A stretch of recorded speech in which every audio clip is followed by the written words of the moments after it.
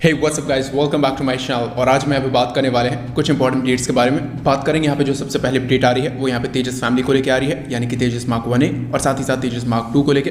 तो बात करेंगे यहाँ पे जो सबसे पहली अपडेट है वो तेजस मार्क 2 को लेकर आ रही है। तो यहाँ पे environmental control and fuel management system, इसका जो काम है यहाँ पे L&T को मिला हुआ था, जो कि तेजस मार्क 2 के लिए था। तो इसका जो काम है L&T ने भी स्टार्ट कर दिया है, जिसको आने वाले कुछ महीनों के अंदर ही L&T यहाँ पे डिलीवर करना स्टार्ट कर देगी। साथ ही साथ यहाँ पे मार्टिन बेकर ने जो नई सीट है वो यहाँ पे ऑफर की हुई है तेजस मार्क 2 के लिए, लेकिन पॉसिबल है कि इसको यहाँ पे रिजेक्ट कर दिया जाएगा और या फिर रिजेक्ट कर भी दिया गया है। यहाँ पे जो पुरानी सीट्स हैं जो कि मोस्ट ऑफ द एयरक्राफ्ट्स में यूज़ की जाती हैं, चाहे वो अमेरिकन एयरक्राफ्ट्स हों या फिर वो फ्रेंच एयरक्राफ्ट्स हों, तो यहाँ पे जो सीट है वो वही सीट इस्तेमाल होगी जो कि बाकी के एयरक्राफ्ट में यूज़ होती है। अब बात कर लेते हैं यहाँ पे जो मेजर अपडेट है तेजस मार्क 1A को लेकर। तो तेजस मार्क 1A में जो सेंसर्स हैं वो यहाँ पे ऐड किए गए हैं। यहाँ पे जो फ्रंट एंड फोई का जो L बैंड का जो सेंसर है वो यहाँ पे लगाया गया है, यानी कि जब आपका एयरक्राफ्ट हवा में उड़ रहा होता है तो यहाँ पे आप सॉफ्टवेयर में भी चेंजेस कर सकते हो कि कौन सा एयरक्राफ्ट उसका जो कॉल साइन है वो आपका फ्रंट है, कौन फो है। लेकिन ऐसे सिचुएशंस आती हैं कि जब यहाँ पे दूसरे एयरक्राफ्ट को भी सॉर्टीज लगानी पड़ती है और उस वक्त जब कॉम्बैट की सिचुएशन आती है तो यहाँ पे फ्रंट और फो दोनों में से डिफरेंस बताना बहुत ज़्यादा मुश्किल हो जाता है। तो उसके लिए कुछ सेंसर्स यूज़ किए जाते हैं। तो ये जो सेंसर है ये तेजस में भी लगाए जाएंगे, यानी कि तेजस में नए सेंसर्स ऐड किए जा रहे हैं जो कि फ्रंट एंड फो को पहचानने में सक्षम होंगे। ये चीज़ें इनक्रिप्टेड और डीक्रिप्ट की जा सकती हैं सिर्फ और सिर्फ फ्रेंडली जो एयरक्राफ्ट होते हैं उनके अलावा, यानी कि तेजस जो है वो एक सिग्नल भेजेगा जो कि 200 किलोमीटर तक किसी भी एयरक्राफ्ट को, यानी कि फील्ड में जितने भी एयरक्राफ्ट हैं उन सभी के पास वो सिग्नल्स पहुंचेंगे और उनको वही एयरक्राफ्ट डिक्रिप्ट कर सकते हैं जो कि फ्रेंडली होंगे। बाकी के सारे एयरक्राफ्ट्स को वो एनिमी की तरह मार्क कर लेगा और टारगेट में रखेगा। इसके अलावा यहाँ पे इलेक्ट्रॉनिक काउंटर मेजर और साथ ही साथ एक स्टेल्थ एयरक्राफ्ट को डिटेक्ट करने के लिए जो सेंसर्स है, यानी कि यही जो सेंसर है इसके साथ साथ और भी सेंसर्स लगेंगे जो कि स्टेल्थ एयरक्राफ्ट को भी डिटेक्ट करने में सक्षम होने वाले हैं। अब ये चीज़ें कंफर्म नहीं है कि ये जो सेंसर्स हैं वो कहाँ पे लगने वाले हैं। जैसे कि आप लोगों को पता होगा Su-57 में यहाँ पे जो सेंसर है इस तरीके का, यानी कि स्टेल्थ एयरक्राफ्ट को डिटेक्ट करने वाला, वो यहाँ पे उनके विंग्स के कॉर्नर पे लगाया गया है।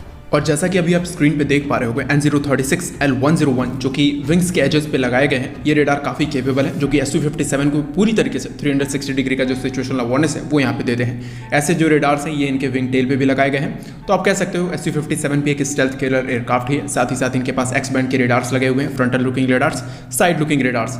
यहाँ पे जो प्रॉब्लम है एल बैंड के रेडार्स के साथ वो यहाँ पे ये है कि ये जो है ये वेपन गाइड नहीं कर सकते। तो यहाँ पे इसको इंटीग्रेट किया जा सकता है एक्स बैंड के रेडार के साथ जो कि वेपन गाइड करने में सक्षम होने वाले हैं। तो तेजस में ये रेडार लगने के बाद तेजस एक स्टेल्थ किलर एयरक्राफ्ट बन जाएगा, यानी कि ये स्टेल्थ एयरक्राफ्ट को भी डिटेक्ट करने में और मारने में सक्षम होने वाला है, क्योंकि उत्तम ए से जो रेडार है वो यहाँ पे एक्स बैंड का ही रेडार है। वो यहाँ पे इस तरीके के रेडार्स के साथ मिलकर यहाँ पे वेपन को भी गाइड कर सकता है किसी भी स्टेल्थ एयरक्राफ्ट के ऊपर।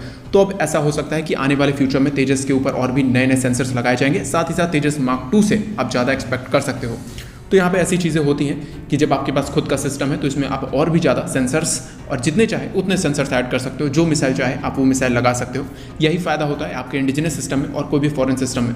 तो तेजस मार्क 2 से ज़्यादा एक्सपेक्टेशंस रखने की ज़रूरत है। हो सकता है कि वहाँ पर और भी ज़्यादा एडवांस सिस्टम्स आएँ, हो सकता है स्पेक्ट्रा से भी कुछ ज़्यादा एडवांस सिस्टम आ सकते हैं। अब बात कर लेते हैं यहाँ पे जो नेक्स्ट अपडेट है वो यहाँ पे आ रही है उत्तम एसी के मार्क 4 की तरफ से।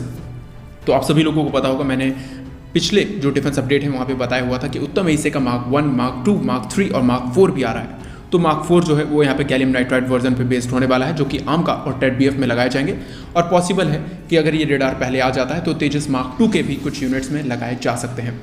तो यहाँ पे जो चीज़ें हैं वो निकल के आई हैं। कुछ सोर्सेज की तरफ से ये पता चला है कि यहाँ पे जो तेजस मार्क 2 के गैलियम नाइट्राइड मॉड्यूल्स हैं उसका जो काम है वो पूरी तरीके से कंप्लीट हो चुका है। अब सिर्फ और सिर्फ आगे के जो कुछ कंपोनेंट्स हैं उसकी यहाँ पे जो टेस्टिंग है वो चल रही है। हो सकता है कि इस साल के अंत तक या फिर अगले साल के मिड हाफ तक यहाँ पे जो टेस्टिंग है वो चलेगी और अगले साल के एंड तक यहाँ पे जो गैलियम नाइट्राइड का जो रेडार है वो यहाँ पे टेस्टिंग के लिए यूज़ किया जाने लगेगा। पॉसिबल है कि वो लैब टेस्टिंग हो और उसके बाद ही यहाँ पे जो एयर टेस्टिंग है, यानी कि एयरक्राफ्ट में लगाकर जो टेस्टिंग है वो यहाँ पे की जाएगी।